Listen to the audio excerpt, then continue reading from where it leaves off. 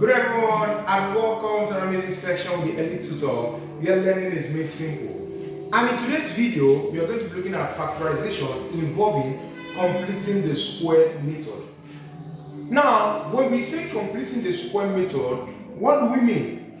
Completing the square method, it has to do with turning a messy quadratic into a perfect square expression. Now, when I make a messy quadratic, I'm simply saying a quadratic that doesn't make sense. So turning a messy quadratic into a perfect square expression. Now, what do I mean? If I have x squared plus 6x. Now, this is an example of a messy quadratic. So the involvement of completing the square helps turn this quadratic into a perfect square expression. So this can be rewritten as we have x plus 3 all squared. X plus 3 all squared. And we have been able to convert this into a perfect square expression. Now, most of you will be asking, how did I arrive at x plus 3 all squared? Now, we look at this. What is called? We look at this.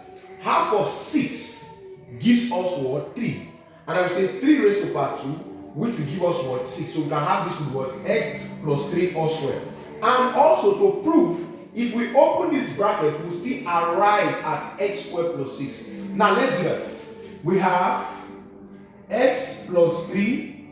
We have x plus 3. Now let's expand the bracket. X times x, we have x squared. X times 3, we have plus 3x.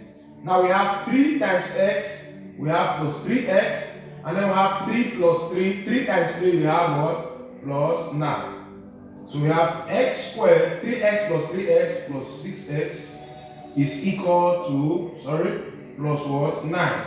So this is same thing as x squared plus 6x. Now this is same thing as what? X squared plus 6x plus what? 9. Now you can see that. Now where does completing the square method comes in?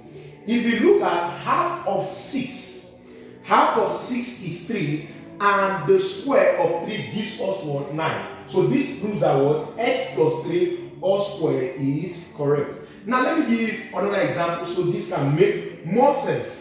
If you have something like we have x squared plus 10x, right? Now this is a messy quadratic. If we want to express this in perfect square expression, we'll have these to be, we have x plus 5 all squared. Because half of 10 is 5. So this is same thing as, if we open the brackets, so we are going to have x plus 5. We have our x plus 5. X times x gives us x squared. Plus x times 5 gives us 5x. 5 times x gives us 5x. And what? 5 times 5 gives us 25. So we have that this is x squared plus 5x plus 5x gives us 10x. And then this is what? 25. So we can see that half of the middle number, which is the coefficient of x, is what? 10. And half of the middle number, which is 10, if half of 10 is what? 5. And square of 5 gives us what? 25. So this proves that what? X plus 5 all squared is what? The perfect square of what? X squared plus what? 10x. Same thing here. Half of 6 is what? 3. Then you square 3, which gives us what? 9. So when we say completing the square method, we are simply talking about turning a messy quadratic into a perfect square expression. Of the following question we have on the board. Now, we have the very first question. We have x squared. So let's have this solution. So we have x squared plus 6x plus 5 is equal to 0. Now, using completing the square, there are steps you have to take. Now, the number one step is to move the constant. Now, when we say constant, we are simply talking about, we are referring to the number without a variable. When we say variable, we are saying what? Alphabet. So we are going to move the number, we are going to first of all move what? The constant. So we are going to have this is x squared plus 6x. This is what? 5. 5 has no variable, it has no alphabet. So this is plus 5. If plus 5 crosses over the equal to sign, it becomes negative 5. That is step 1. Now step 2, you are going to take half of the coefficient of x. The step 2, we are going to take half of the coefficient of what? X. What is the coefficient? I didn't say x squared. This is x squared, but the coefficient of x is what? 6. So half of 6 is what? 3, and then you square it. Step 2, you take what? Half of the coefficient of what? The middle number, which is what? 6. Half of it is 3, and then you square it. And that's what? 3 raised over 2. Right? And 3 raised over 2 gives us what? 9. That's 3 times 3.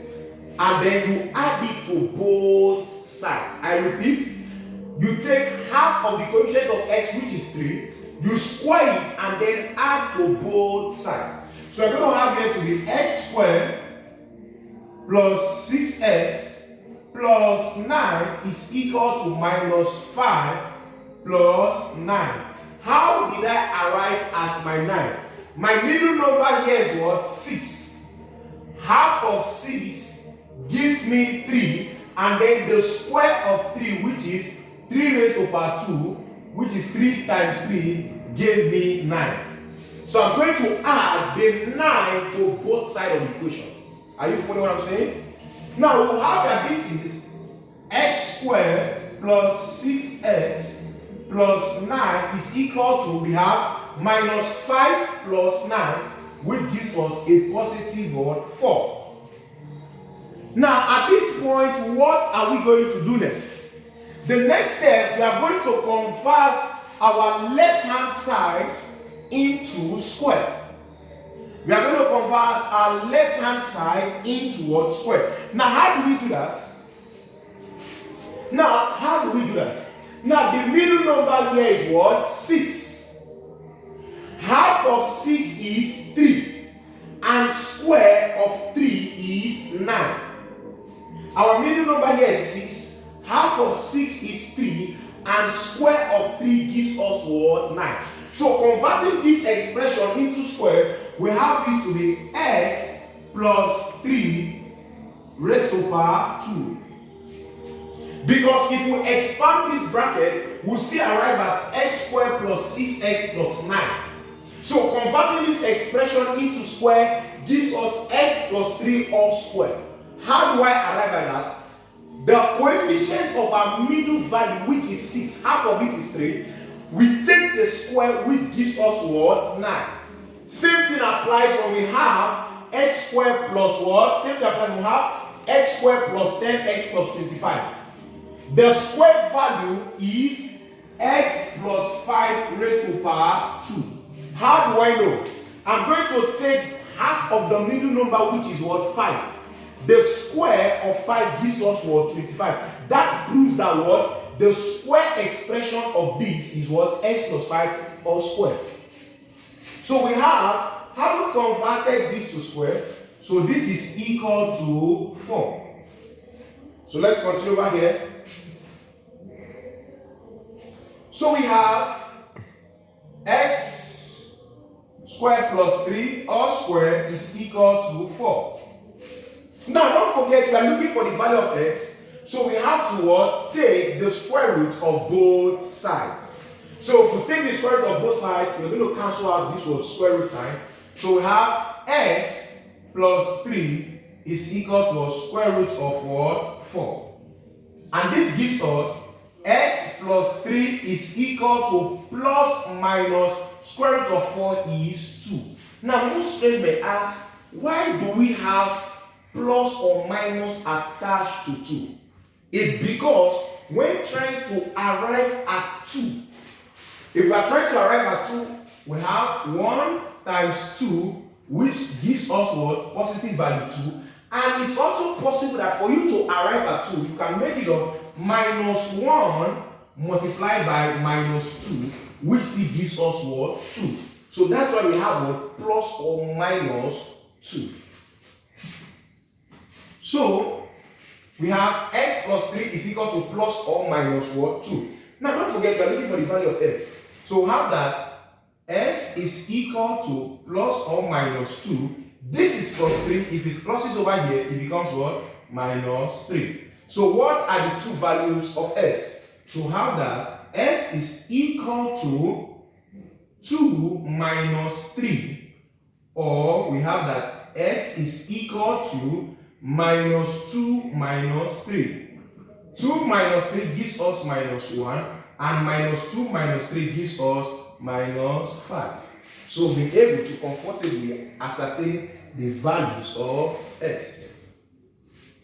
So we move over to question 2.